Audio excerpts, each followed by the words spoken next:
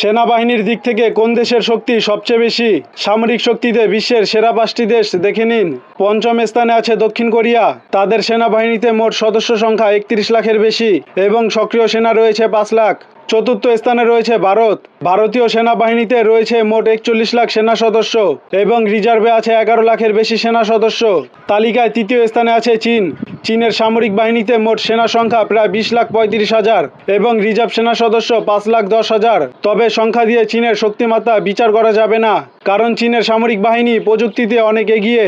দ্বিতীয় স্থানে রয়েছে রাশিয়া। রাশিয়ার সামরিক বাহিনীতে মোট সদস্য সংখ্যা 35,70,000। এর মধ্যে 13,20,000 সক্রিয় সেনা সদস্য এবং 22,50,000 রিজার্ভ সেনা সদস্য রয়েছে এই বাহিনীতে। তালিকায় প্রথম স্থানে আছে যুক্তরাষ্ট্র।